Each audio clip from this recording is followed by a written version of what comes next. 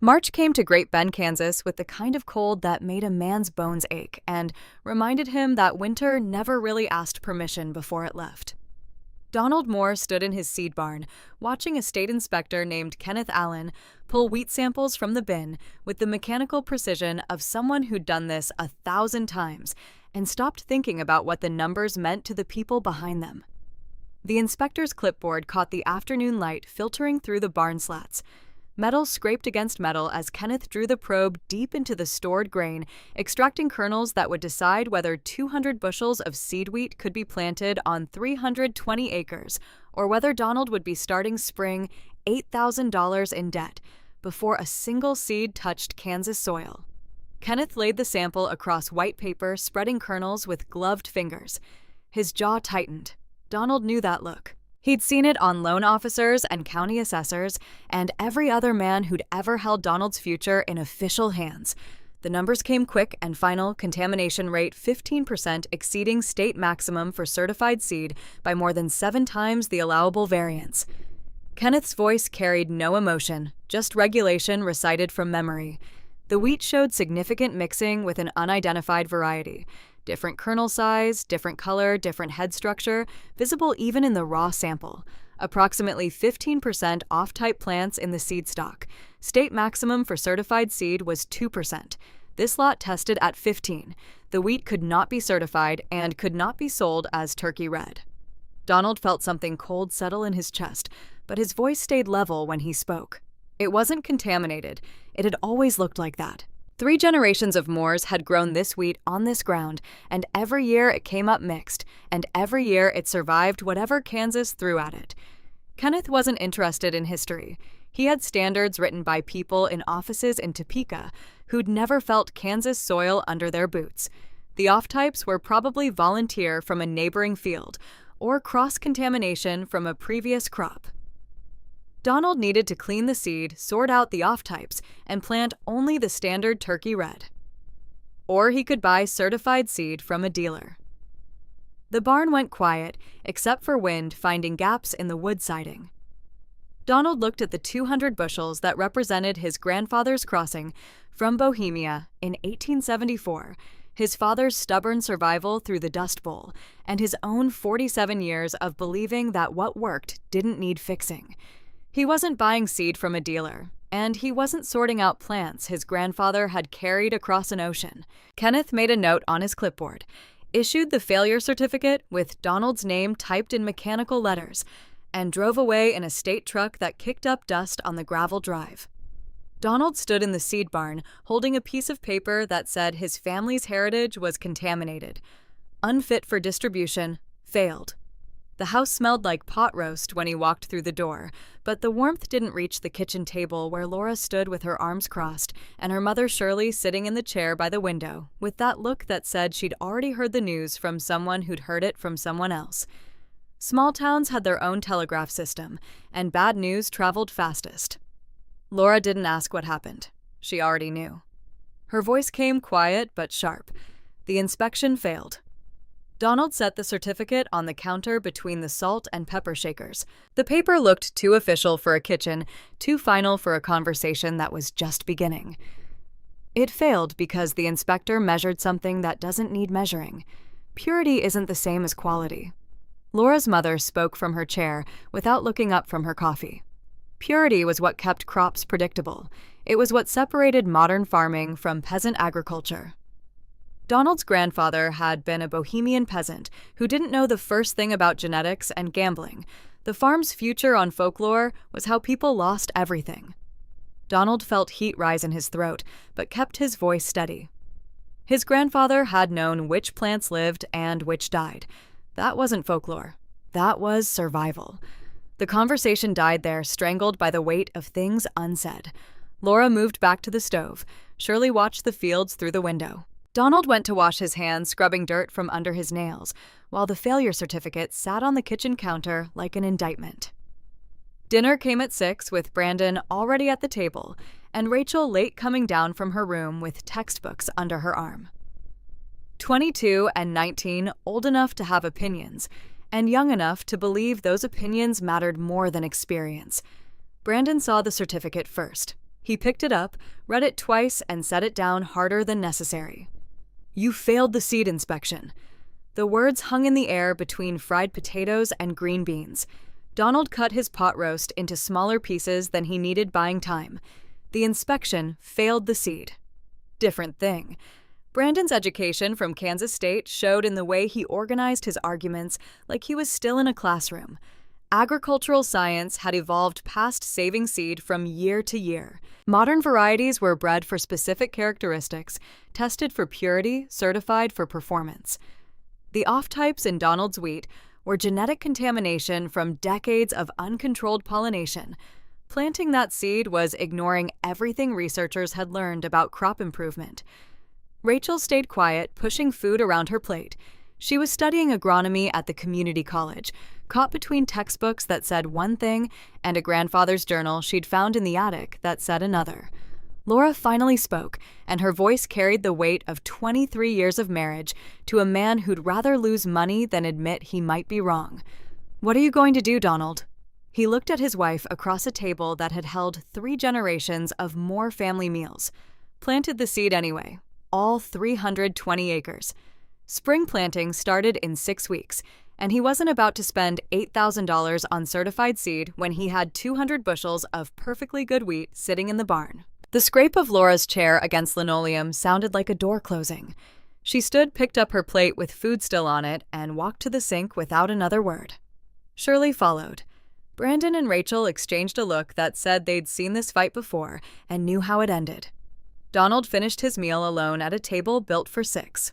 The bank letter came on Thursday with the kind of timing that made a man believe in cosmic irony. 6 months until the farm loan came due. 6 months to make a payment that required a good harvest or a miracle, and Kansas hadn't been in the miracle business since the 1960s. Donald sat in his truck outside First National Bank of Great Bend, looking at numbers that didn't add up, no matter how many times he rearranged them. The loan officer had been polite, but clear extension wasn't an option. Restructuring required collateral. Donald didn't have, and the bank's exposure on agricultural debt was already higher than regional guidelines allowed. Plant a good crop. Pray for rain. Hope the markets held. That was the plan, same as every year, except this year started with failed seed and a wife who'd stopped talking except when absolutely necessary. Great Bend Diner sat on Main Street between the hardware store and the pharmacy, a place where farmers gathered for coffee and gossip in equal measure. Donald usually avoided it during breakfast rush, but the bank meeting had run long, and he needed caffeine before facing the tractor work waiting at home. Gary Perez held court at the corner booth loud enough that everyone in the diner could hear, and just drunk enough on his own importance that he didn't care who listened. The John Deere dealer had made a career out of selling equipment to farmers who couldn't afford it, and judging those who wouldn't buy. His voice carried over the clatter of plates and conversation. Herd Moore's wheat failed the seed inspection. State called it contaminated. That was what happened when you farmed, like it was 1920, ran equipment from the Eisenhower administration, and refused to accept that modern methods existed for a reason. Donald stood in the doorway with every pair of eyes in the diner, suddenly finding something fascinating about their coffee cups. He could leave, let Gary have his moment drive home, and pretend he hadn't heard. But something in him, maybe pride, maybe exhaustion, maybe just the accumulated weight of being right while everyone else insisted he was wrong, made him walk to the counter instead. The seat next to Gary opened up like water parting. Donald ordered coffee. Gary didn't have the sense to stop talking, still planning to plant that contaminated seed more. Or are you going to buy certified, like the rest of us smart enough to trust agricultural science over whatever your grandfather told you in Czech? Donald wrapped both hands around the coffee cup, feeling heat seep into his palms. My grandfather spoke Czech. Wheat speaks survival. I trust what survives. Gary laughed, but it sounded forced. You're gambling your farm on folklore. I'm gambling my farm on 107 years of evidence. You're gambling yours on a salesman's pitch and debt you'll spend the next 20 years paying off. The diner went quiet. Gary's face flushed red, but before he could respond, Christopher Martinez spoke up from a booth near the window. The elevator operator had weighed more wheat for 15 years and had numbers Gary didn't. Donald's wheat tests higher than anyone else's in the county. Protein test weight everything, every single year. Maybe the inspector measured the wrong thing. Gary stood, threw money on the table, and left without finishing his eggs. The door slammed hard enough to rattle the front window. Conversation resumed slowly, carefully, like everyone was pretending they hadn't just witnessed something that would be repeated across Barton County by sunset. Donald drank his coffee alone at the counter, while the morning crowd thinned.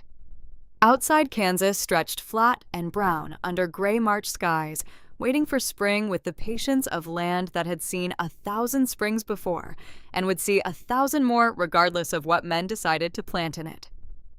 The Journal sat in the attic between boxes of Christmas decorations and his mother's wedding china wrapped in oilcloth that smelled like decades of Kansas dust. Rachel had found it during spring cleaning, brought it down to the kitchen table, and read passages aloud until Laura told her to stop filling her head with stories that had nothing to do with modern agriculture. But Donald had taken it to the barn that night, read it by lamplight, and found his grandfather's voice reaching across 80 years with observations that made current agricultural science look like educated guessing. Andrew Moore had written in English carefully, with the formal grammar of someone translating thoughts from another language. The entry started in 1910 after his father, Anton Dvorak, had died, and Andrew had inherited the farm along with questions that wouldn't stay buried. April 1910. Asked Joseph about the short plants with different heads, why they grow when others fail. Joseph Old now speaks more Czech than English, but his words come clear. In Bohemia, the short ones survived plague. Year 1897. Tall wheat died when drought came. Short ones stayed green. Their roots go deep, he says. They remember hunger, the tall ones forgot. He tells me never sort them out. Never clean the seed to make it pure. Pure wheat knows only good years. Mixed wheat knows bad years and good both. Donald read that passage 3 times in the barn, while wind rattled the metal roof and the 200 bushels of failed seed sat 10 feet away waiting for a decision that felt heavier than it should. The entries continued through decades of farming. 1917, terrible drought. Short plants yielded when tall ones made dust. 1924 rust epidemic off-types showed resistance. 1934 Dust Bowl peak, only the mixed genetics survived. Pattern after pattern documented in Andrew's careful handwriting, observations that matched what Donald had seen in his own 40 years of growing this wheat. The final entry came from 1952, 2 years before Andrew died. Joseph brought this seed from Bohemia in 1874. Canvas bag, maybe 20 pounds. He told me it came from his village where wheat grew for centuries. Not pure Turkish red like the Mennonites brought. Bohemian wheat, he called it. Mixed with old varieties from before modern times. Emmer einkorn, something called spalda. Joseph said they didn't fight the mixing in the old country. They welcomed it. Strong with strong makes strong. That was his English. Strong with strong makes strong. Donald closed the journal and sat in the barn with that line echoing in his head. Strong with strong makes strong. 3 generations of Moors had planted this wheat, knowing it looked wrong, tested wrong, violated every standard of seed purity, and 3 generations had survived Kansas when neighbors with certified seed had failed. Laura found him there after midnight standing in the barn with the journal open and a decision written on his face she recognized from every other time he'd chosen principle over profit. You're planting it. Her voice wasn't a question. Donald looked at his wife, seeing the worry lines around her eyes that hadn't been there when they'd married, the gray threading through hair that used to be solid brown, the weight of 2 decades farming with a man who'd rather be right than rich. I'm planting it. All 320 acres. If it fails, we fail. But I won't throw away what 3 generations kept alive, because a man with a clipboard says it doesn't match his checklist. Laura stepped closer, close enough that he could see tears she wasn't letting fall. We could lose everything, Donald. The farm, the house, everything your grandfather built. We could. Or we could lose something more important. We could lose the knowledge that what doesn't fit standards might be exactly what survives when standards fail. She didn't argue, didn't agree, just nodded once and walked back to the house, leaving Donald alone with the wheat and the weight of a decision that would ripple forward into a future he couldn't see. Brandon found him at dawn, already loading seed into the drill, preparing the ancient farmall tractor that Gary Perez had mocked and that Donald had maintained with the same stubborn care he maintained everything else that worked.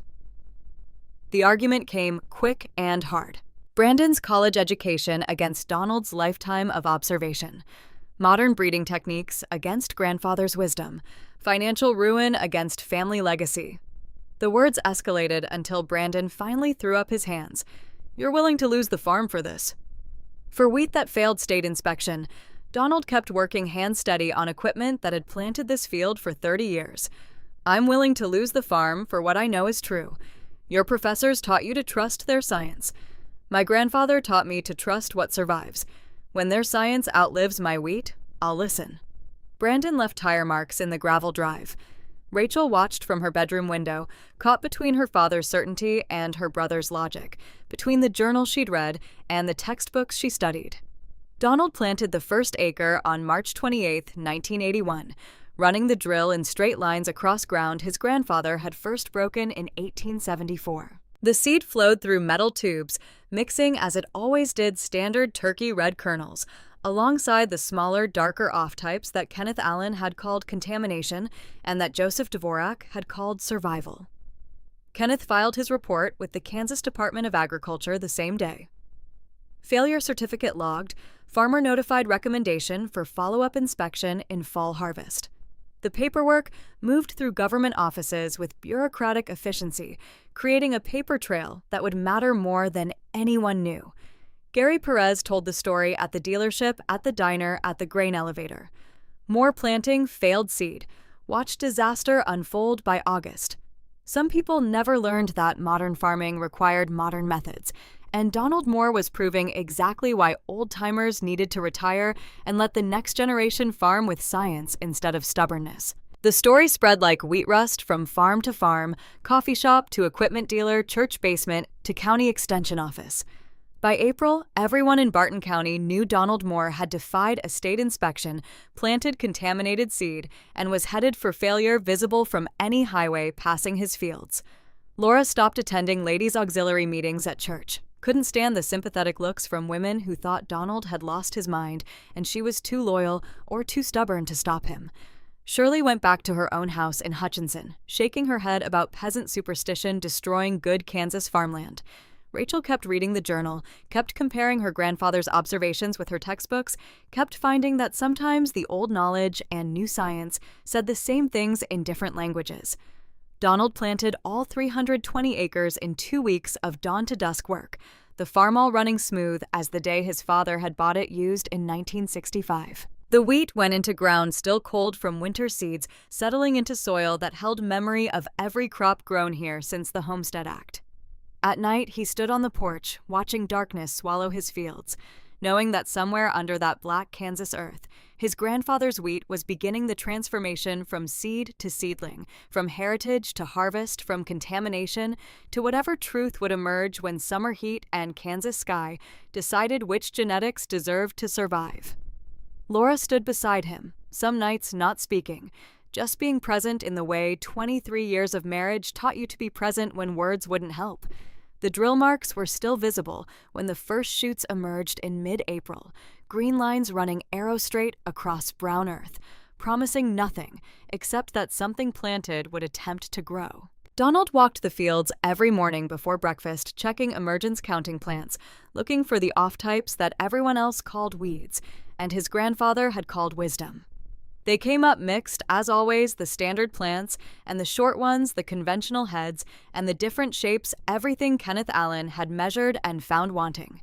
In the barn, the failure certificate stayed pinned to the wall above the workbench where Donald could see it every time he reached for tools. Reminder of what the state thought about his wheat. Reminder that sometimes official judgment and actual truth lived in different worlds. April turned to May. The wheat grew. Kenneth Allen's report circulated through agricultural offices. Gary Perez sold equipment to farmers who financed purchases they couldn't afford. Christopher Martinez weighed grain at the elevator and remembered the numbers from more wheat that never quite matched anyone else's. And on 320 acres outside Great Bend, Kansas wheat that 3 generations had grown and 1 state inspector had condemned, pushed toward whatever future waited in Kansas summer heat. The fields held their secret for now, but summer was coming, and with it, the drought that would test every choice Donald Moore had made. Part 1. Complete. Word count 3,821. Target 5,500 to 6,200. Status continue. The weeks that followed planting moved with the strange acceleration of time when you're waiting for disaster or vindication and can't quite tell which will arrive first. May brought warmth that should have felt promising, but instead felt like the opening notes of something ominous. Laura started keeping a notebook recording observations with the same methodical attention she'd once applied to county clerk records before she'd married Donald and traded government forms for farm ledgers. Rainfall amounts, temperature ranges, emergence rates compared to previous years. She didn't show Donald the notebook, but he saw her writing in it at the kitchen table after breakfast, her handwriting precise and small. Rachel came home from community college for a long weekend and spent Saturday morning walking the fields with her father, asking questions that showed she'd been thinking harder about the wheat than she'd admitted. The off-types look different from the very beginning, don't they? Donald knelt beside a row where a shorter plant grew 3 inches behind its neighbors. Broader leaves, different stem structure visible even at this early stage. Been that way every year since I started farming. My father said the same. Joseph told my father they'd always been there, even in Bohemia. Rachel pulled out a small camera and started photographing individual plants, muttering about needing documentation for a comparison study. Donald didn't ask what kind of study. He just kept walking, letting his daughter discover on her own what he'd learned from his grandfather, that observation mattered more than theory and patience taught lessons classrooms couldn't. Brandon didn't come home that weekend. Didn't call either. The distance between father and son had started as an argument about wheat and was becoming something deeper, something about competing visions of what farming meant and who got to define success. At church on Sunday, Pastor Williams asked how the wheat looked. The question came with kindness, but Donald heard the unspoken concern underneath. Everyone was watching, waiting to see if defying state inspection proved wisdom or folly. Coming up strong, same as always. The pastor nodded, moved on to easier conversations. Donald sat through the sermon about faith and patience, hearing his own situation in every parable about seeds and soil and trusting processes you couldn't control. Laura sat beside him, hands folded in her lap, and when the congregation sang about reaping what you sow, Donald heard her voice falter on the chorus. Memorial Day weekend brought the first real hint that the season might not follow normal patterns. Rainfall for May measured 2 inches below average. Not drought yet, but heading that direction. The long-range forecast showed a high-pressure system building over the Central Plains, the kind that could sit for weeks and bake moisture out of soil faster than spring rains could replace it. Gary Perez made his predictions at the Memorial Day barbecue at the Veterans Hall, holding court with a hamburger in one hand and certainty in every word. Moore's wheat will be dead by July. Mark my words. You can't defy agricultural science and expect nature to reward you. That contaminated seed won't have the genetics to handle stress. First drought, it'll fold. Christopher Martinez, standing nearby with a plate of potato salad, spoke quietly but clearly. I've been weighing more wheat for 15 years. Drought years, flood years, perfect years. Always tests highest in the county for protein and test weight. Always. Maybe there's something to genetics we don't understand. Gary waved that away with his hamburger. Test weight doesn't mean the seed is good. It just means Moore gets lucky. Luck runs out. The conversation moved on, but the line was drawn. People were choosing sides, those who believed official inspection and modern methods, and those who'd seen enough Kansas seasons to know that what worked mattered more than what should work. Donald didn't attend the barbecue. Spent the day checking irrigation equipment he hoped he wouldn't need, but suspected he would. The pivot sprinklers stood in the machinery shed, like artillery waiting for deployment, expensive to run, expensive to maintain, and absolutely necessary when rain failed. June arrived with temperatures 10 degrees above normal and rainfall that didn't. The first week brought zero point 0.3 inches of moisture, barely enough to settle dust. The second week brought none. By June 15th, the soil moisture reports showed levels dropping into stress ranges for wheat at critical growth stages. Donald walked the fields at dawn when the heat hadn't yet reached killing temperatures. The standard turkey red plants showed the first signs of stress leaves taking on a slightly grayish cast growth, slowing heads forming smaller than they should. But the off-types looked different, stayed greener, kept growing. He found Rachel photographing the difference her camera focused on two plants side by side, one standard, one off-type, the contrast visible even to untrained eyes. Your textbooks say anything about this. Rachel lowered her camera, and when she looked at her father, he saw something new in her expression. Not quite belief, but not quite doubt either. Something closer to wonder. My textbooks say genetic diversity provides resilience. They say it in abstract terms like it's theoretical. But Dad, I'm looking at the theory growing in your field. The off-types have different root structures. I dug down yesterday when you weren't here. The short plants have roots going 8–10 inches deeper than the tall ones. They're accessing moisture the standard plants can't reach. Donald felt something shift in his chest. His daughter was seeing what Joseph Dvorak had seen in Bohemia, what Andrew Moore had documented in his journal, what 3 generations had observed but never quite had the scientific language to explain. Keep photographing. Keep measuring. This might matter more than either of us knows. The drought intensified through late June. Rainfall for the month totaled 1 inch less than a third of normal. Temperatures exceeded 90 degrees for 12 consecutive days. Across Barton County, wheat fields began showing serious stress. Leaves curling heads, aborting yields already being revised downward in conversations at the grain elevator. Gary Perez drove past the Moore farm twice in 1 week, slowing down to look at the fields, probably searching for the disaster he'd predicted. But the disaster wasn't visible yet, at least not in the way he expected. Laura's notebook filled with observations that told a story she wasn't sure she wanted to believe. The off-type plants were outperforming the standard ones by every measure she could track. Height, color, head development, everything. The contamination was thriving while the pure seed struggled.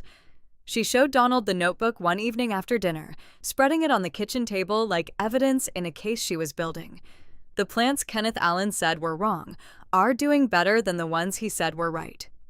How does that make sense?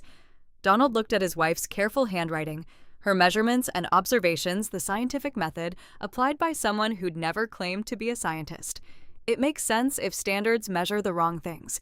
Kenneth measured purity, Kansas measures survival. Different tests. Laura closed the notebook, and in her eyes, Donald saw something he hadn't seen since planting the beginning of hope, that maybe, possibly, he hadn't gambled everything on folklore and lost. July came in like a furnace. The high-pressure system that had been building all June settled over Kansas with the permanence of something that intended to stay. Day after day of cloudless sky, temperatures climbing past 95, then past 100, staying there like a threat. The county extension office issued drought warnings. The Kansas Department of Agriculture revised yield estimates downward for the 3rd time. Banks started calling farmers about payment schedules and harvest advances, the financial pressure building alongside the meteorological. Donald's bank called on July 3rd. The loan officer's voice carried professional sympathy, but no flexibility. The note came due in 5 months. Given current drought conditions and projected yields, perhaps they should discuss options now, rather than waiting until harvest proved inadequate. Donald stood in his kitchen, holding a phone that felt heavier than it should, looking out the window at fields that would determine whether this farm stayed in the Moore family or became bank property by Christmas. I appreciate the call. Let's wait for harvest. Wheat's not done yet. The loan officer made notes. Donald heard typing through the phone line, his financial risk being documented in digital files that would follow him regardless of what happened next.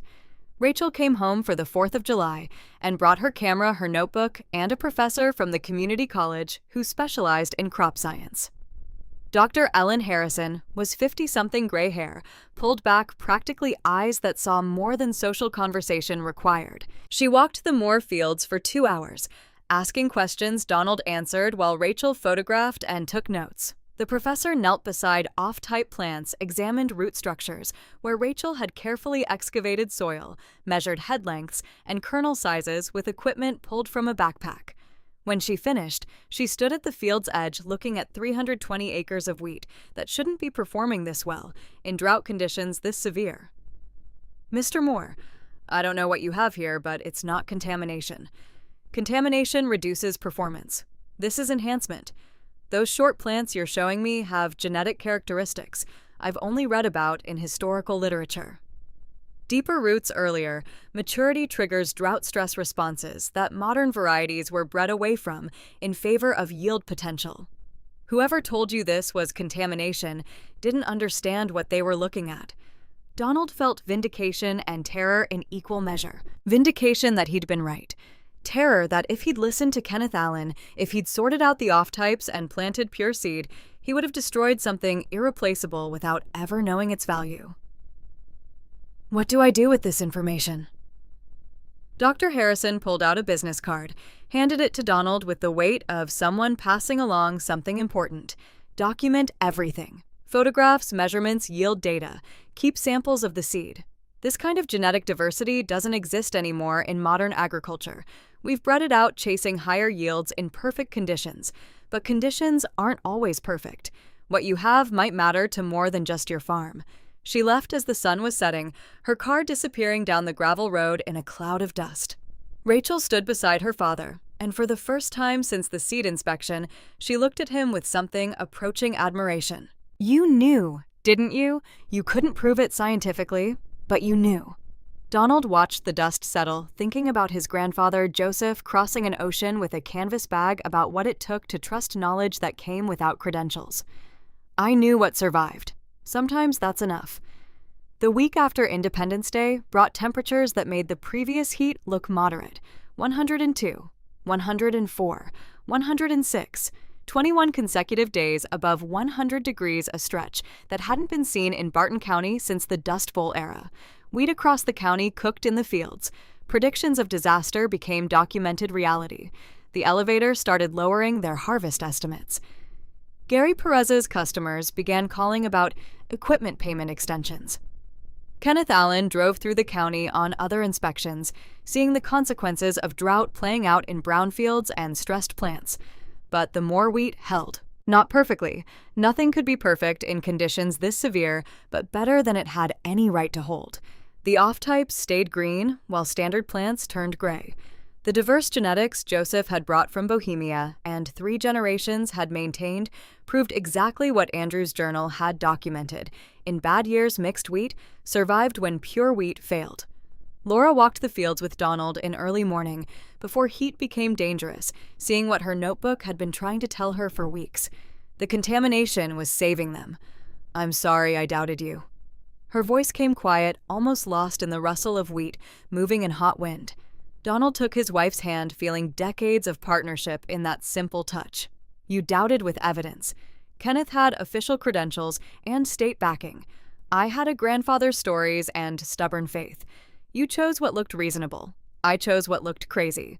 We both did what made sense at the time." They stood together while the sun climbed higher and heat began to shimmer off the fields. 2 people who'd built a life on Kansas farmland, watching that life depend on genetics older than the country they were standing in. July crawled toward August. The drought continued. The county yield estimates dropped to 18 bushels per acre, catastrophic numbers that meant most farmers would barely cover costs. Banks started preparing foreclosure paperwork. Equipment dealers stopped calling about sales and started calling about repossessions. And on 320 acres outside Great Bend, wheat that a state inspector had condemned pushed toward harvest carrying secrets in its DNA that would matter to more people than anyone watching could have imagined. The combine started on the first turn of the key, which felt like either a good omen or the universe saving its cruelty for when it would hurt most. Donald had rebuilt the carburetor in June, replaced belts that should have been replaced 2 seasons ago, and spent 3 evenings adjusting the header height until it cut wheat at exactly the right distance from soil. August 10th, 1982. Harvest day arrived with the same relentless sun that had baked Kansas for 60 straight days.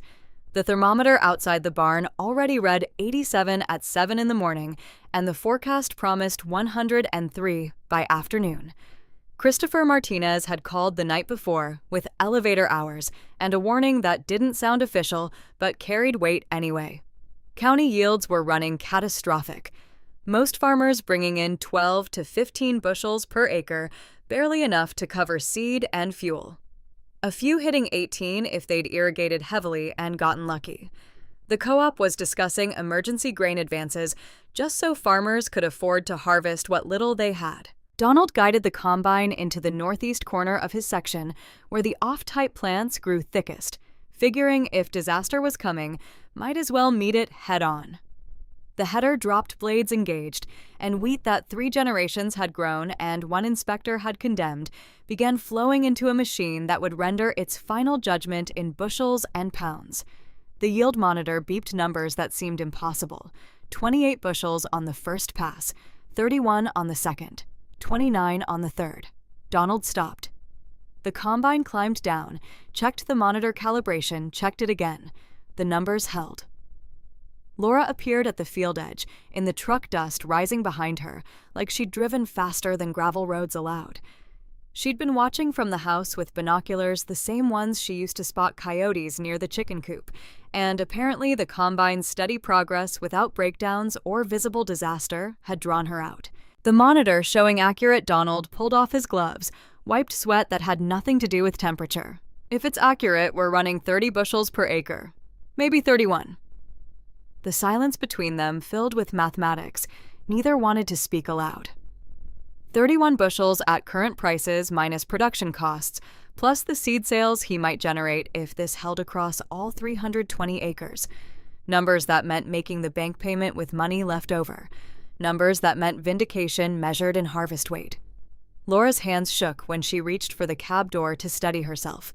The county's averaging 18, I know. Gary Perez said your wheat would be dead by now. Gary Perez doesn't understand what dead looks like.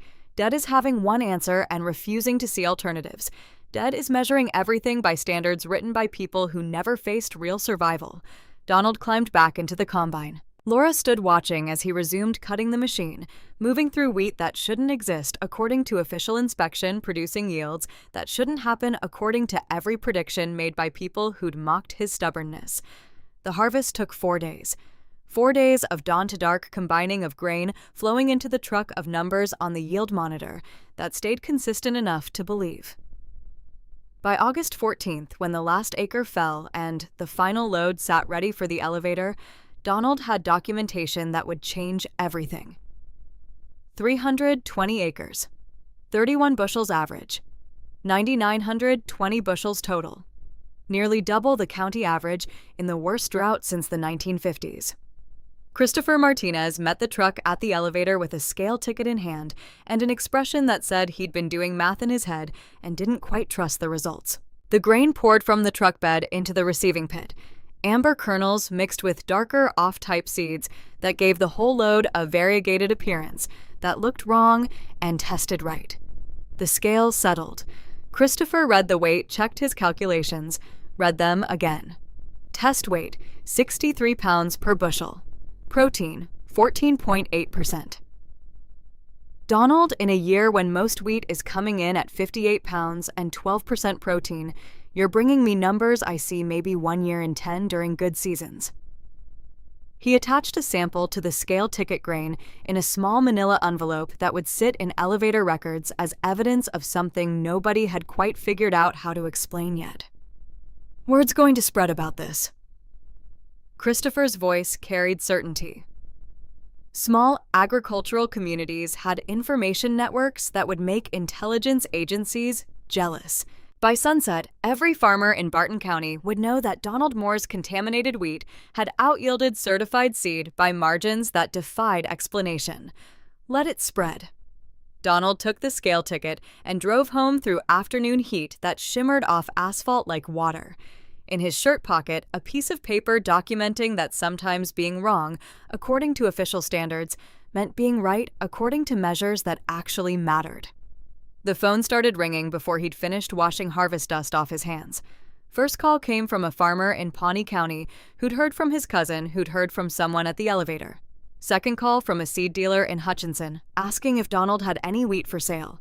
Third call from a reporter at the Hutchinson News, wanting to know about the farmer who'd defied state inspection and harvested miracle yields. Donald unplugged the phone after the seventh call, sat at the kitchen table while Laura made dinner, and tried to process that success felt more complicated than failure would have been. Rachel came home that evening without calling. First pulled into the drive with her car packed like she intended to stay a while. She'd finished her summer semester and had news that couldn't wait for a planned visit. Dr. Harrison wants to present our field study at the Kansas Agricultural Research Conference in November. The comparison data between your wheat and the county average DAD, it's statistically significant beyond anything we expected. She's calling it the most important observation in drought-tolerance research she's seen in 20 years. The research conference meant publicity, meant agricultural scientists examining his wheat the way Kenneth Allen had examined it, except this time looking for value instead of contamination. Meant his grandfather's canvas bag and Joseph's broken English and 3 generations of stubborn moor farming becoming a case study in university papers. Laura set plates on the table with careful precision, each movement controlled like she was handling something fragile. What does this mean for us? Rachel pulled out a folder thick with charts and photographs. The science project had evolved into something more substantial documentation that would survive long after this harvest sold and next year's crop got planted.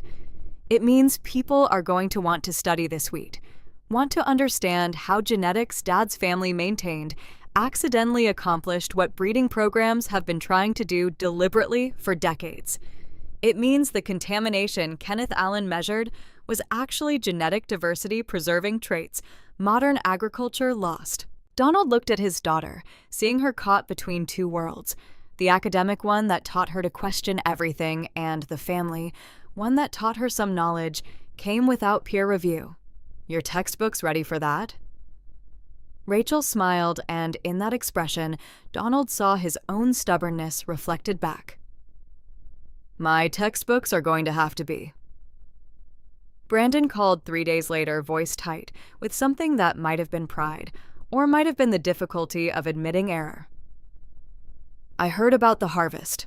31 bushels. News travels. Dad, I was wrong. I pushed you to buy certified seed, told you grandfather's methods were outdated. I thought education meant I knew better, but your wheat just proved that sometimes the best education is paying attention to what actually works.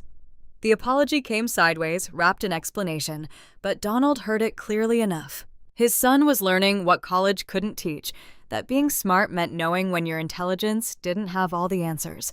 Come home for Sunday dinner. Your mother's making pot roast. Brandon promised he would. The call ended with something repaired that had been broken since March, though neither of them named it directly because more men didn't talk about feelings when actions could do the work. Gary Perez showed up at the farm on a Saturday morning in late August, truck pulling into the drive like the visit was casual instead of calculated. Donald found him standing by the machine shed, looking at the ancient farmall with new eyes. Heard you pulled 31 bushels. The greeting came without preamble. Gary's face showed the particular discomfort of someone who'd made loud predictions and watched them crumble publicly. Heard right. Gary walked a slow circle around the tractor hands, in pockets pride and necessity, fighting visible battles in his expression. I told half the county your wheat would fail. Told them contaminated seed and old equipment added up to disaster. Made you an example of everything wrong with refusing to modernize. Donald waited. Gary had driven here for a reason, and whatever it was would arrive in its own time. I was wrong, Donald. About the seed, about the equipment, about what success looks like. You weren't behind the times. You were just farming with different measurements. I sell machinery to farmers drowning in debt. Tell them newer is better. Convince them that what works isn't good enough if something shinier exists. But you're making money on 300 acres with a tractor older than my marriage. That's not backward. That's just honest. The admission came hard words pulled from a man who'd built a career on opposite beliefs. Donald recognized the courage it took. Equipment's just tools, Gary. Right tools for the job you're doing.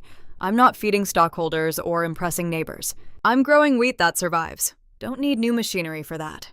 Gary nodded scuffed boots against gravel and changed the subject to safer territory about wheat prices and fall weather predictions. But something had shifted between them, not quite friendship, but recognition that maybe success had more definitions than either of them had previously allowed. September brought a visitor Donald hadn't expected. The man arrived in a sedan, too clean for Kansas gravel roads, wearing a suit too expensive for agricultural fieldwork, carrying a briefcase that suggested serious business.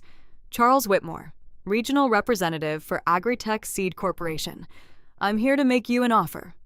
They sat at the kitchen table while Laura brought coffee and positioned herself where she could hear every word. Whitmore opened his briefcase, pulled out documents that had clearly been prepared by lawyers who billed by the hour. We want to buy your entire wheat stock, seed and grain both. $12 per bushel, which represents triple the current market rate. We'll contract genetic rights, compensate you for maintaining what our research division considers potentially the most valuable drought-tolerant germplasm currently in private hands. The numbers were staggering. $12 per bushel for nearly 10,000 bushels meant money that would pay off the farm, buy new equipment, set up retirement accounts that didn't depend on next year's rainfall. Donald read the contract slowly, finding the clauses that explained what Agritech really wanted: exclusive rights to the genetics, prohibition on Donald saving seed or selling to other farmers, company ownership of any commercial varieties developed from more wheat, legal language that would convert his grandfather's legacy into corporate intellectual property. This isn't for sale. Whitmore had clearly expected resistance. He leaned forward, voice taking on the reasonable tone of someone explaining obvious facts. Mr. Moore, with respect, you're a wheat farmer. We're a seed development company. You maintained this germplasm accidentally through traditional farming practices. We can deliberately breed these traits into commercial varieties that will help millions of acres. Think of the good this could do. I think about the good every time I plant it. My grandfather brought this seed across an ocean and told my father to protect it. Selling it to a corporation so they can patent genetics that existed before patents were invented isn't protection. It's betrayal. Whitmore tried different angles: financial security for Donald's family, legacy preservation through commercial release, the public good of drought-tolerant wheat during climate uncertainty. Each argument ran into the same immovable object: Donald's belief that some things weren't for sale regardless of price. The meeting ended with Whitmore packing his briefcase and leaving a business card on the table in case Donald reconsidered. The sedan drove away in a spray of gravel that felt like frustration given mechanical expression. Laura picked up the card, turned it over in her fingers. That was a lot of money, Donald. Life-changing money. Some changes aren't improvements. But you heard him. This could help other farmers. Drought-tolerant wheat across millions of acres. Isn't that what grandfather would have wanted? Donald looked at his wife, seeing the genuine question there. She wasn't arguing for the sale, just trying to understand the refusal. Joseph wanted his family to survive, wanted his wheat to survive. I keep both alive by planting it every year on this farm. Agritech keeps it alive by locking it in patents and breeding programs where it becomes property instead of legacy. Different kind of survival. Laura nodded, set the business card in a drawer, and the discussion closed. But Donald knew the offer would sit in both their minds like a question they'd keep asking themselves in different forms when protecting legacy became refusing help, and where the line between those two lived. October arrived with temperatures finally dropping below 90 and rain that came too late to help this year's crop, but promised better conditions for next. Donald spent the month on maintenance equipment repairs fence, mending all the work harvest delayed. Rachel stayed through October, turning the farm into her laboratory. She'd convinced Dr. Harrison to make the more wheat the centerpiece of her conference presentation, which meant documentation beyond what a semester project required. Soil samples from different field sections, root excavations measuring depth patterns, genetic comparison samples sent to Kansas State for analysis. The work transformed the farm into something between commercial operation and research station. Scientists from the community college appeared periodically with equipment and questions. Photographers from agricultural publications shot the fields. A documentary crew from Kansas Public Television spent 2 days filming Donald explaining farming techniques that were just normal practice to him, but apparently revolutionary to people who'd never seen landrace agriculture. Through it all, Laura documented. Her notebook expanded into multiple volumes. Observations that Dr. Harrison said represented the kind of long-term data agricultural research couldn't replicate because it required decades of consistent attention. We're building a case, Mrs. Moore. Evidence that farmer knowledge isn't folklore, it's data collected over lifetimes. Dr. Harrison's words stayed with Laura. She'd spent 23 years as a farmer's wife thinking her role was supporting Donald's decisions, not documenting them for science. The realization that her observations mattered beyond their farm reshaped how she saw her own contribution. November brought the Agricultural Research Conference in Manhattan, Kansas. Rachel presented the field comparison study to a room of agricultural scientists, extension agents, and university researchers. Donald and Laura sat in the back, watching their daughter explain how contaminated wheat outperformed certified seed through drought conditions that killed conventional varieties.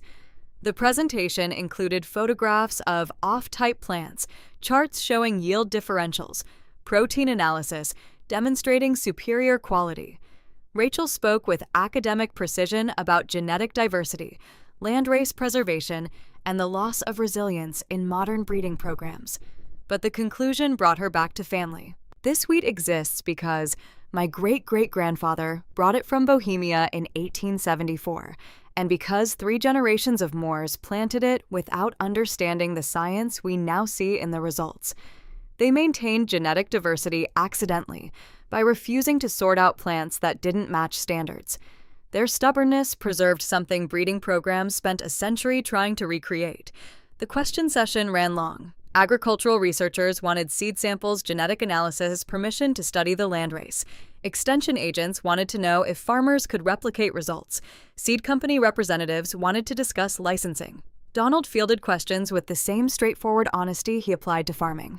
Yes, they could study it. No, he wouldn't sell exclusive rights. Yes, other farmers could buy seed if they understood what they were getting. No, it wouldn't be certified and wouldn't pass purity standards. One question came from a graduate student in the front row, young enough to ask what everyone else was thinking, but too diplomatic to voice. Mr. Moore, if this wheat is so valuable, why did the state inspector fail it? Donald took a moment before answering, choosing words carefully. He measured purity.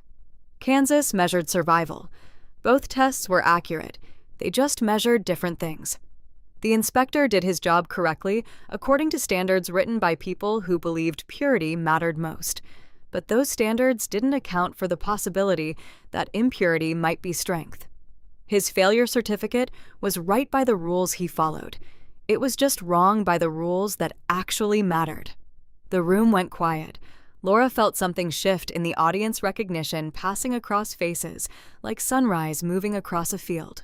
After the presentation, people clustered around Donald and Rachel. Business cards exchanged contact information, shared promises to follow up, Doctor. Harrison pulled Laura aside, voice low but intense. I want to write this up for publication. Full research paper in a peer-reviewed journal. Your husband's wheat needs to be documented in academic literature before someone tries to patent it, or it gets lost again. Would you consent to that? Laura looked across the room where Donald stood surrounded by scientists treating him like a colleague instead of a curiosity. Her farmer husband, who'd never finished college, discussing genetics with PhDs like education and intelligence weren't the same thing. Yes, document it. Make sure everyone understands what almost got destroyed because it didn't match a checklist. Dr. Harrison Catherine. She insisted Laura call her. Catherine returned to Manhattan with samples data and a mission. The next 6 months brought regular visits to the farm, more testing, deeper analysis. Catherine recruited colleagues from the wheat genetics program, brought in specialists in landrace preservation and crop evolution. The study grew beyond what a single professor could manage. Kansas State's agricultural department got involved. USDA researchers requested samples for the National Germplasm Bank. International wheat scientists heard about more wheat. and wanted to compare it to European land races that might share common ancestry. Through it all, Donald kept farming. Plowed fields in November, planted winter wheat in October that would lie dormant until spring.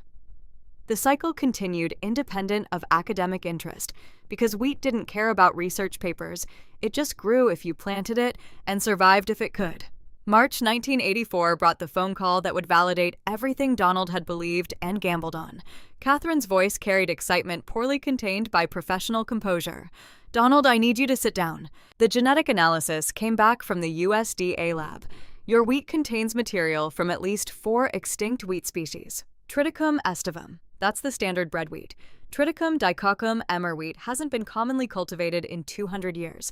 Elements of einkorn, which is even older, and a Bohemian landrace we can't even fully identify because no reference samples exist. It's genetically extinct everywhere except your field. Donald sat at the kitchen table, phone pressed to his ear, listening to scientific confirmation of what Joseph Dvorak had known without genetics labs or DNA analysis. The off-types. The off-types are genetic relics. They carry drought-tolerance genes that don't exist in any modern wheat variety in North America.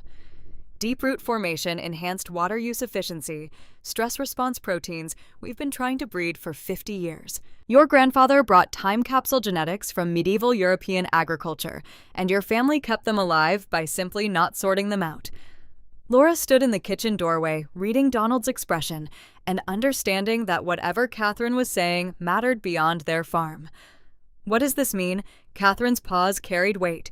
It means the contamination Kenneth Allen found in 1981 is the most genetically significant wheat discovery in the United States in decades. It means if you'd followed the inspector's recommendation and sorted out the off-types, you would have destroyed genetics that might be critical for developing climate-resilient wheat varieties. It means your wheat isn't just valuable, it's irreplaceable. The paper Catherine published appeared in the Journal of Heredity in September 1985. The title read dry and academic: A Bohemian Landrace Wheat, maintained in continuous cultivation in Kansas since 1874, genetic diversity and implications for climate-resilient breeding. But the content was revolutionary. The abstract opened by referencing the 1981 seed inspection failure, noting that standard purity tests nearly resulted in the destruction of germplasm of national significance. The methodology section detailed the genetic analysis. The results documented the extinct species present in more wheat. The discussion section argued that modern agricultural standards, prioritizing genetic uniformity, had systematically eliminated the very diversity needed for climate adaptation. The conclusion ended with a statement that would be quoted in agricultural publications for years. The preservation of this landrace was not the result of scientific foresight, but rather the consequence of a farming family's refusal to accept that deviation from standards necessarily indicated inferiority. Their empirical observation proved more valuable than regulatory compliance. Laura read the paper 3 times, struggling through scientific terminology, but grasping the essential message Donald had been right, not through sophisticated understanding, but through fundamental trust in what worked. The contamination was treasure. The failure was discovery. The stubbornness was wisdom. The media response came faster than anyone anticipated. The Wichita Eagle ran a front-page story: Kansas farmers failed wheat proves genetic goldmine. Agricultural journals picked it up. National Public Radio did a segment. The story had everything media loved: little guy defying bureaucracy, family legacy, vindicated science, proving common sense right. Kenneth Allen's supervisor called him into the office the day after the Eagle story ran. The conversation wasn't comfortable. The seed inspection that failed more wheat in 1981 was now documented in peer-reviewed literature as an example of how regulatory standards could conflict with actual value. Kenneth drove to the Moore farm on a Saturday afternoon in October 1985, 4.5 years after he'd issued the failure certificate. Donald found him standing by the barn, looking at fields where wheat that should have been destroyed was providing genetics to breeding programs across the country. "Mr. Moore, I read Dr. Hill's paper. Everybody's read it." Kenneth's hands stayed in his pockets, posture, carrying the physical weight of professional mistake made public. I came to tell you I was wrong. I looked at your wheat and saw contamination because my training told me to see purity as success. Off-types meant failure. 15% variation meant unfit for certification. I had a standard, and your wheat didn't meet it, so I failed it. But the standard measured the wrong thing. You did your job, Kenneth. Can't fault a man for following rules he's paid to enforce. Kenneth shook his head, frustration evident. A good inspector doesn't just follow rules. A good inspector asks whether the rules make sense for what he's examining. I should have asked why the off-types existed, whether their presence indicated contamination or adaptation.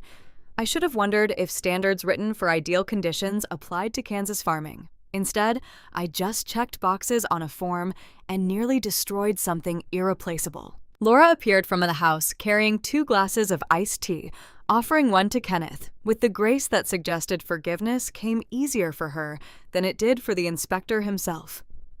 Mr. Allen Donald planted that wheat anyway. It survived. The genetics are being preserved. Your failure certificate is part of the story now, but it's not the ending. Kenneth accepted the tea, and the 3 of them stood in autumn sunshine while wheat moved in the breeze and the past settled into a shape they could all live with.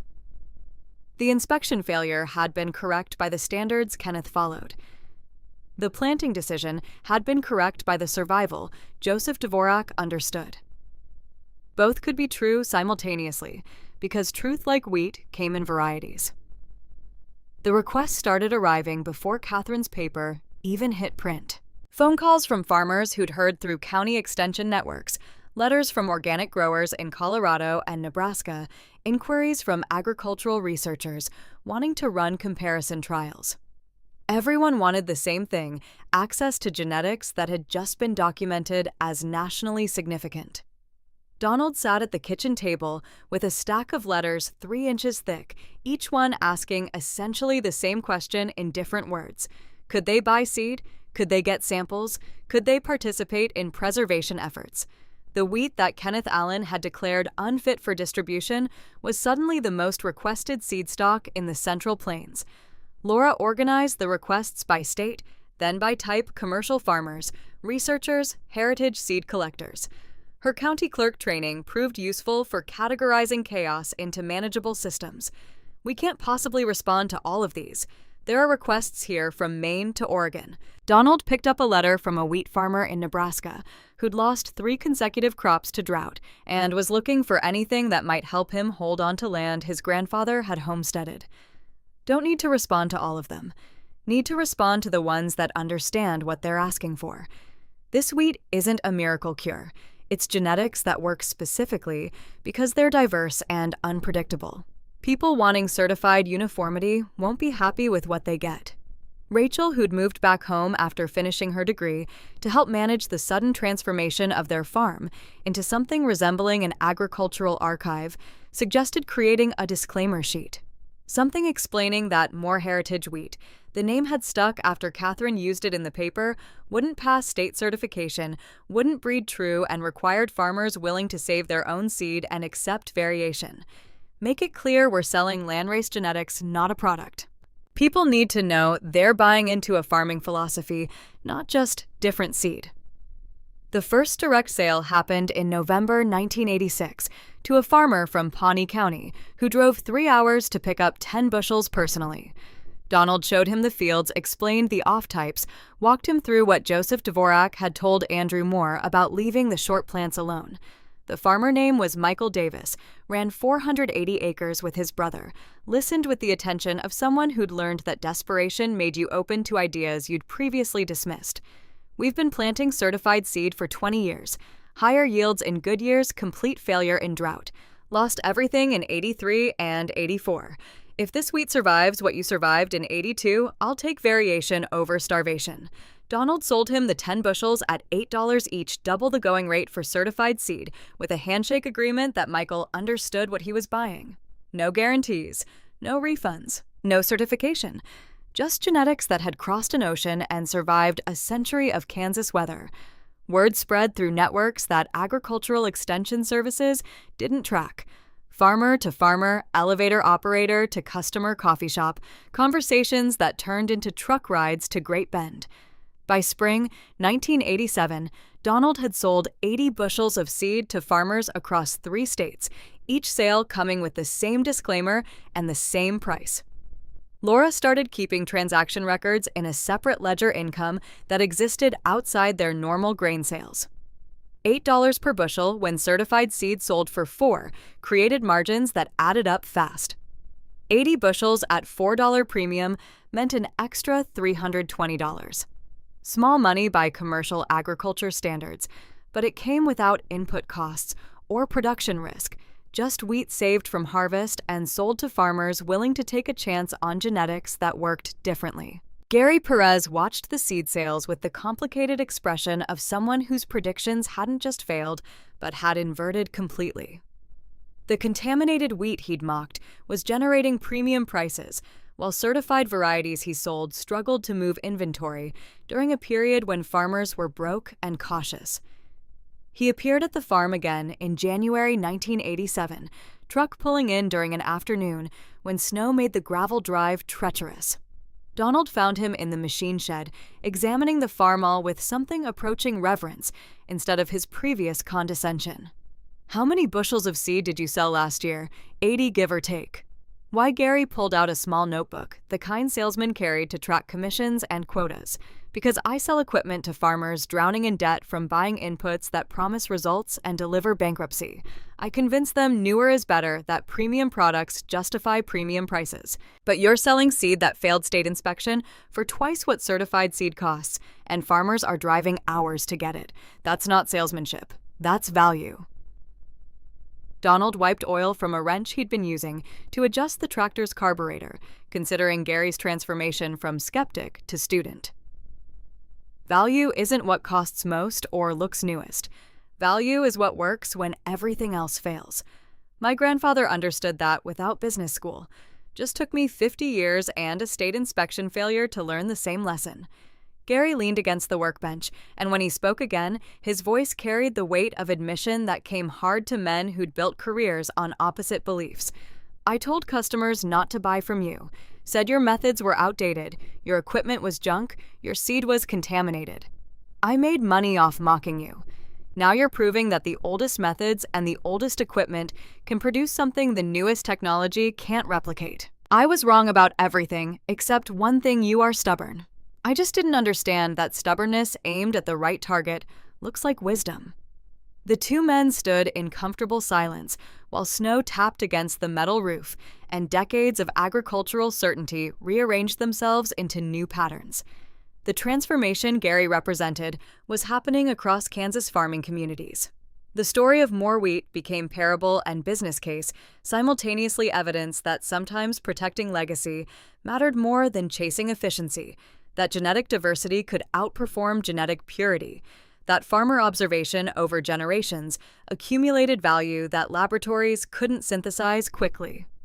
Kansas State University's wheat breeding program contacted Donald in March 1987 with a proposal that sounded like collaboration but felt like something more significant. They wanted to incorporate more landrace genetics into their breeding lines, not by exclusive rights. Catherine Hill had made it clear that wouldn't work, but use his wheat as a parent in crosses designed to transfer drought-tolerance traits into commercial varieties. Dr. Richard Stevens, who headed the program, drove down from Manhattan with contracts that guaranteed Donald would receive credit for the germplasm contribution, but wouldn't own resulting varieties. The university would do the breeding work test experimental lines and release any successful varieties to farmers without restrictions. "We're not trying to profit off your grandfather's wheat, Mr. Moore. We're trying to get these genetics into production agriculture where they can help more than 320 acres. If we're successful, thousands of farmers benefit. If we fail, we've documented another breeding approach that didn't work. Either way, the genetics get preserved in multiple locations and multiple breeding programs." Donald read the contract carefully, Laura reading over his shoulder, both of them looking for the clauses that would turn Joseph's legacy into corporate property. But the agreement was straightforward.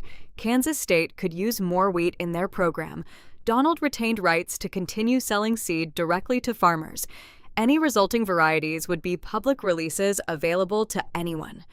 The temptation existed to refuse to keep the genetics exclusively on more land, where control was absolute. But something Joseph had supposedly told Andrew echoed in Donald's mind. Strong, with strong, makes strong. Keeping the wheat isolated wouldn't make it stronger.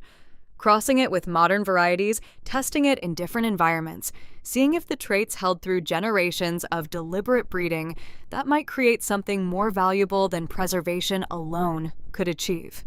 He signed the contract in April 1987. Kansas State received 20 pounds of seed, representing multiple years of harvest, ensuring genetic diversity in what they were starting with. The breeding program began that summer, crossing more landrace with commercial varieties selected for other desirable traits. The work would take years. Wheat breeding wasn't fast. Each generation required a full growing season, and stabilizing traits took multiple cycles of selection and testing.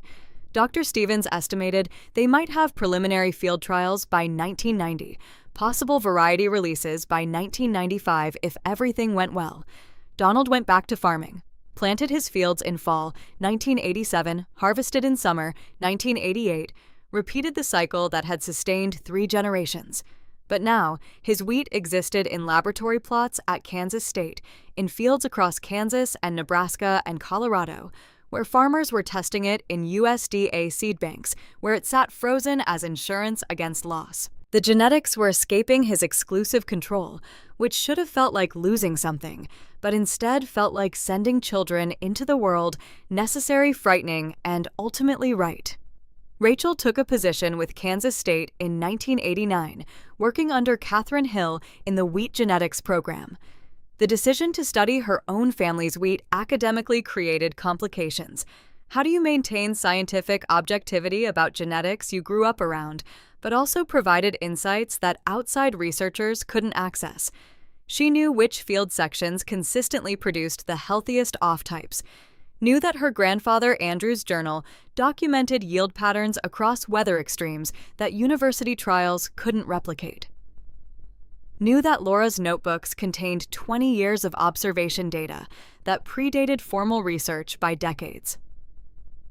The knowledge wasn't just academic, it was lived experience translated into scientific framework. Rachel became the bridge between empirical farming and controlled research, explaining to university colleagues why farmer observations mattered and explaining to her father why scientific documentation preserved knowledge beyond individual memory. Thanksgiving 1990 brought the family together at the farmhouse for the first time since Brandon's argument over planting failed seed nearly a decade earlier. Brandon had finished graduate school married, started working for an agricultural consulting firm that helped farmers optimize production.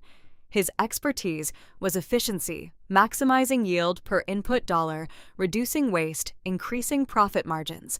The conversation over turkey and stuffing drifted inevitably to wheat. Brandon had been following the Kansas State breeding program, knew they were in year 3 of field trials with more genetics. Dad, the preliminary data is remarkable. Lines incorporating your genetics are showing 15 to 20% better drought tolerance than Czech varieties. That translates to real yield advantage in stress years. You could have made millions licensing this exclusively to a seed company. Donald passed the gravy boat to Laura, buying time to organize thoughts into words that wouldn't sound like criticism of his son's profession. Making millions would have required giving away control. Once a corporation owns genetics, they optimize for their benefit, not farmers. I've seen what happens when profit becomes the only measure. Seeds that can't be saved, varieties that require specific inputs, farming that treats land like a factory instead of a living system. Joseph brought this wheat across an ocean free. I'm keeping it that way.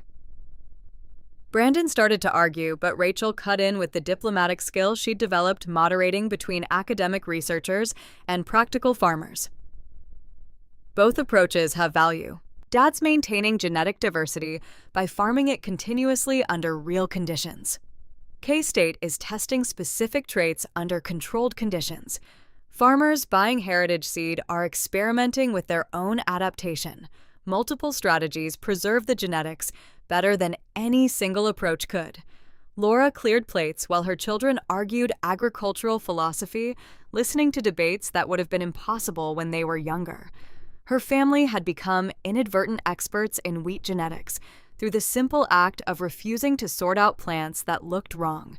Later, washing dishes while Donald dried, she spoke quietly about transformations she'd witnessed over 9 years since the failed inspection. Kenneth Allen apologized for following rules that almost destroyed what he was supposed to protect. Gary Perez learned that newest doesn't mean best. Our daughter became a genetics researcher studying wheat she grew up eating and bred. Our son advocates for efficiency, but respects that survival sometimes requires inefficiency. All because you trusted your grandfather more than you trusted a clipboard. Donald set the dry plate on the counter hands that had spent 61 years farming still steady, despite arthritis beginning to settle into finger joints. Trusting Joseph was easy. He'd survived things Kansas never threw at me. What was hard was trusting myself when everyone with credentials said I was wrong. Still don't know if that was faith or stubbornness. Laura turned from the sink, soapy hands dripping, and looked at her husband with the accumulated knowledge of 36 years of marriage. Faith and stubbornness aren't opposites. Sometimes they're the same thing, pointing in different directions. You had faith Joseph knew what he was preserving. You were stubborn enough to protect it when authority said otherwise. Both were necessary. The seed business grew steadily through the early 1990s. What started as 80 bushels in 1987 became 300 bushels. By 1997, 100 by 1993 reached 1,000 bushels by 1995. Farmers from as far as Montana and Texas drove to Kansas to pick up heritage wheat, personally wanting to meet the farmer whose contaminated seed was becoming agricultural legend. Donald priced it consistently at $8 per bushel when certified seed averaged $4 to $5. The premium covered his time answering questions, explaining the genetics, making clear that buyers were getting genetics that required different management than certified varieties. Some buyers came back year after year. Others tried it once and returned to certified seed, preferring uniformity over diversity. But enough farmers found value that the business sustained itself. By 1995, seed sales alone generated $16,000 annually. Combined with grain sales from the 320 acres, Donald still farmed traditionally. Total farm income reached $60,000 higher than operations 3 times larger, carrying debt loads from equipment purchases and input costs. The irony wasn't lost on Christopher Martinez, who'd weighed more wheat for 30 years and watched Donald's financial trajectory move opposite to most farmers in the county. You're making more money per acre than guys running 1,000 acres with $250,000 in equipment debt. And you're doing it with a tractor older than your marriage and seed that failed state inspection. How do you explain that to agricultural economists? Donald loaded another pickup bed with bagged heritage wheat, each 50-pound sack, labeled with handwritten warnings about genetic diversity and certification unsuitability. I don't explain it to economists. I explain it to farmers who understand that surviving bad years matters more than maximizing good years. Economists optimize for theoretical conditions. Farmers survive actual conditions. Different mathematics. Kansas State released the first commercial variety incorporating more genetics in 1994, KS Defender, a hard red winter wheat bred for enhanced drought tolerance. Field trials across western Kansas showed it yielding within 5% of conventional varieties in normal years, but outperforming by 20 to 30% in drought conditions. The variety was released as public domain. No licensing restrictions seed could be saved and replanted freely. Dr. Stevens made sure Donald received credit in the release documentation. KS Defender incorporates landrace genetics from the Moore family farm in Barton County, maintained in continuous cultivation since 1874. By 1997, 3 more varieties had been released. By 2006, total varieties carried more genetics in their pedigree. Seed companies multiplied and distributed them across the Great Plains. Farmers planted them alongside conventional varieties, creating genetic insurance against weather extremes. Donald watched his grandfather's canvas bag transform into commercial agriculture without losing its essential character. The genetics spread but stayed accessible. The traits transferred but remained unpatented. Joseph's wheat had escaped the boundaries of one farm, but not the principles that had preserved it, that some things were more valuable shared than controlled. The television crew arrived in June 1995, a producer from Kansas City looking to profile agricultural success stories for a documentary series about Great Plains farming. They set up cameras in the wheat field, positioned Donald against a backdrop of growing grain that showed both standard and off-type plants clearly visible. The interviewer was professional and prepared questions that demonstrated actual research rather than surface understanding. Mr. Moore, in 1981, your wheat was declared contaminated and failed state inspection. Now it's the genetic foundation for multiple commercial wheat varieties growing across 5 states. How does that transformation feel? Donald shifted his weight, uncomfortable with cameras, but committed to telling the story accurately. The wheat didn't transform. Understanding transformed. In 1981, the inspector measured purity and found contamination. In 1995, breeders measure resilience and find value. Same genetics, different questions. Kenneth Allen did his job correctly according to standards that measured the wrong things. The failure wasn't his. It was the standards that assumed purity always meant better. The interviewer glanced at her notes, then continued with the question Donald had been avoiding in various forms for 14 years. You refused offers from seed companies to buy exclusive rights to your genetics. Those offers could have made you wealthy. Why turn down that kind of money? Laura stood just outside camera range, watching her husband wrestle with explanations for decisions that had never felt like decisions. Just the only option that made sense given what mattered. Wealth isn't measured only in dollars. My grandfather crossed an ocean, carrying wheat that remembered European famines and medieval droughts. 3 generations kept it alive by planting it year after year, letting Kansas climate select for toughness, letting the genetics adapt to conditions Joseph never imagined. Selling that to a corporation so they could patent what nature created and farmers preserved would have been rich in money and bankrupt in integrity. Some inheritances aren't for sale. The interviewer pressed about legacy, about whether Donald worried the genetics would be lost after he stopped farming. Rachel works at Kansas State, maintaining breeding lines. Farmers in 4 states are growing heritage wheat and saving their own seed. USDA has samples in Fort Collins. The genetics exist in more places and more forms than when they were just on my farm. That's not loss, that's successful preservation. Joseph wanted his wheat to survive. It's surviving. Just looks different than he probably imagined. The documentary aired in November 1995 during Pledge Week on public television. Donald and Laura watched it in their living room, seeing their farm and their story reduced to 12 minutes of footage and narration that made everything seem more dramatic than it had felt while living through it. But the documentary accomplished something unexpected. It made the story accessible beyond agricultural circles. People who'd never farmed, never thought about wheat genetics, never questioned food production systems, suddenly understood that contamination and value could occupy the same space, depending on who was measuring and why. The mail increased after the broadcast. Letters from home gardeners, saving heirloom tomato seeds from ranchers maintaining heritage cattle, breeds from people who'd been told their methods were outdated and their products substandard. The message was consistent. Thank you for proving that what doesn't fit standards can still be valuable. Laura read those letters aloud some evenings, while Donald maintained equipment voices from across the country, finding their own stories reflected in Kansas wheat. The contamination narrative had become something larger than agriculture. It had become metaphor for any time official judgment conflicted with lived experience. Brandon visited more frequently. As the 1990s progressed, his consulting work increasingly focused on sustainable agriculture and diversified farming systems. The efficiency expert had learned that maximum efficiency often meant minimum resilience, that optimizing for one measure created vulnerability in others. He walked the fields with his father in summer 1998, examining wheat that combined heritage genetics with modern management.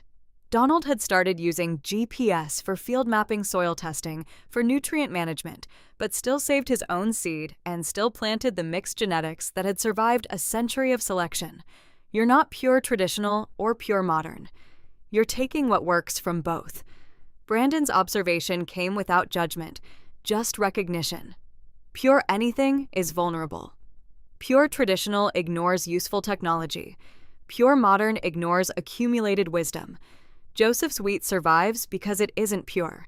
Figured I could farm the same way, use GPS and soil science to support genetics that work, not replace them with genetics that require constant support. They stood at the field edge, while afternoon sun turned wheat to gold, father and son finally speaking the same language after years of translation difficulties. The turn of the millennium brought assessments and projections. Agricultural economists calculated that, by 2004, approximately 600,000 acres of Kansas wheat contained more genetics, either through direct heritage seed planting or through commercial varieties bred from the landrace. 600,000 acres from Joseph's canvas bag to a footprint larger than Barton County itself. The USDA formally added more heritage wheat to the National Plant Germplasm System, preserved in liquid nitrogen at Fort Collins, alongside the nation's most critical agricultural genetics.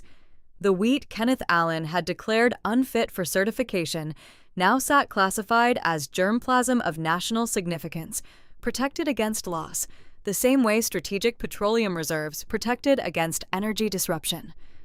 Donald received the preservation notification in spring 2003, official paperwork confirming that his grandfather's wheat would outlive any individual farmer or family farm. The genetics had achieved a kind of immortality through systematic preservation, though Donald suspected Joseph would have cared more about wheat growing in fields than wheat frozen in tanks.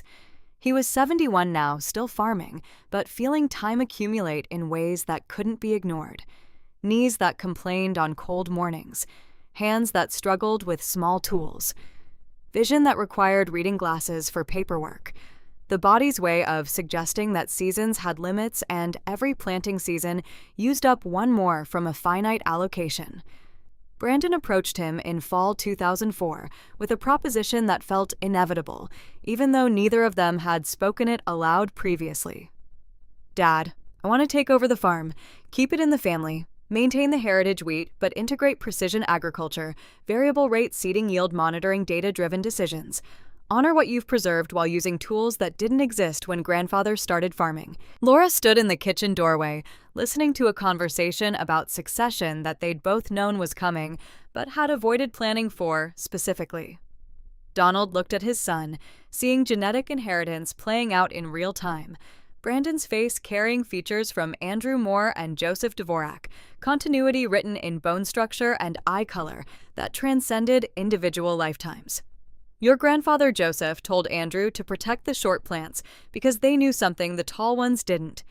I'm telling you to protect the diversity because it knows something uniformity forgets. Use whatever tools make that protection easier, but remember the tools serve the genetics, not the other way around." Brandon nodded, understanding that permission came wrapped in responsibility. The farm would continue. The wheat would continue. The story would continue with different hands doing the planting, but the same genetics doing the surviving. Donald officially retired in spring 2005, transferring farm ownership to Brandon in paperwork that Laura handled with the same precision she'd brought to county clerk work 4 decades earlier. The 320 acres, the equipment, the seed stock, the customer relationships all moved to the next generation, carrying continuity that stretched back to 1874. The farmhouse mantle held objects that told the story more efficiently than words. A glass jar filled with heritage wheat seed kernels, mixed in ratios that had stabilized over generations, approximately 85% standard red wheat, 15% smaller, darker off-types that represented Joseph's bohemian genetics. The seed looked wrong by certification standards and perfect by survival standards. Beside the jar sat a framed document, the 1981 Seed Inspection Failure Certificate, signed by Kenneth Allen, declaring 200 bushels of wheat unfit for sale or distribution. The paper that could have ended everything instead became the beginning of transformation evidence that failure according to one measurement system could be success according to another. A photograph completed the arrangement. Andrew Moore standing in a wheat field in 1910, the image grainy and slightly out of focus, showing a young farmer beside plants that mixed heights and head shapes exactly like the wheat growing outside the window 95 years later. Continuity captured in silver halide and preserved in cheap frame. Donald stood at the mantel in July 2005, running fingers over the glass jar while evening light slanted through windows and made the wheat kernels glow like amber, capturing ancient insects. Except these kernels captured something more valuable than insects. They captured genetic memory of European farming, reaching back to medieval times survival strategies encoded in DNA and passed from generation to generation without patents or protection beyond family commitment. Laura joined him, her hand finding his with the automatic synchronization of 61 years of partnership. Kenneth Allen called this morning. He's retiring next month. Wanted you to know that he spent 24 years thinking about your wheat, about how close he came to destroying it, about what that taught him about the difference between standards and wisdom. Donald remembered the inspector's apology in 1986, the weight of professional mistake made public. 2 decades later, Kenneth was still carrying that lesson. Tell him he taught me something too. Taught me that being right isn't enough. You have to be right enough times and loud enough that eventually the standards catch up to reality. His failure certificate made that possible. They stood together as sunset turned Kansas sky to gold and copper, watching from the same porch where 3 generations had watched weather approach and harvests ripen. The wheat outside moved in evening breeze, standard plants and off-types growing together, the contamination that was actually strength. Brandon's truck pulled into the drive, returning from field checks with yield monitors full of data that would be uploaded to computers and analyzed by software. Modern tools serving ancient genetics technology, supporting diversity instead of replacing it. This was succession, not abandonment of what worked, but integration of new methods with proven principles. Joseph's canvas bag had carried genetics across an ocean. Andrew's observation had documented their value. Donald's stubbornness had protected them against official condemnation. Brandon's generation would carry them forward, using tools unimaginable to any previous generation, but guided by wisdom that predated all technology. The wheat would continue, not because it was pure or certified or officially approved, but because it survived when survival mattered. And survival, Donald had learned over 71 years of Kansas farming, was the only standard that couldn't be failed by paperwork or invalidated by officials who measured the wrong things. Laura squeezed his hand gently. "What are you thinking about?" Donald watched his son climb from the truck, carrying data that would inform next year's planting information, flowing from machines that cost more than the original homestead claim had been worth. "I'm thinking that contamination is just another word for diversity we don't understand yet. That failure by one standard can be success by another. That my grandfather knew more carrying a canvas bag across an ocean than most people learn from a lifetime of formal education. That your notebooks documenting 20 years of observation matter as much as university research papers. That Kenneth Allen's mistake, and Gary Perez's transformation, and Catherine Hill's research and Rachel's photography all contributed to preserving what Joseph started 131 years ago. I'm thinking that truth doesn't need permission from authority to be true." Laura leaned against him, 2 people who'd built a life on Kansas land, watching their children carry that life forward, in forms they couldn't have imagined when they'd married in a church in Great Bend in 1959. The wheat in the jar on the mantel would be planted next spring, continuing the cycle that linked Joseph Dvorak's Bohemian village to Kansas soil, medieval European genetics, to 21st century agriculture contamination that failed inspection to value recognized too late to have been destroyed by rules that measured the wrong things. And in fields across Kansas, in breeding programs at universities, in USDA seed banks and farmers' grain bins. The genetics spread like seeds on wind, carried not by official approval, but by the accumulated evidence that sometimes what survives matters more than what's certified, and sometimes the most valuable inheritance is the one that doesn't fit standards created by people who never had to survive what your ancestors survived. The sun dropped below the horizon. Darkness came to Kansas the way it always came, absolutely, completely, and temporarily. Because morning would arrive regardless, and with morning would come planting or harvesting or maintaining or all the other work that farming required. Donald turned from the window, leaving the mantle with its jar and certificate and photograph, leaving the past preserved but not trapped. The genetics would continue. The story would continue. The contamination would keep surviving season after season, proving that failure, according to rules written by people who never asked the right questions, could be success by measures that actually mattered. He'd lived long enough to see vindication, long enough to understand that vindication wasn't the point. The point was survival. Joseph's wheat had survived. Donald's family had survived. The knowledge that diversity outperformed purity had survived official condemnation and commercial pressure and generational change. That was enough. More than enough. Everything that mattered.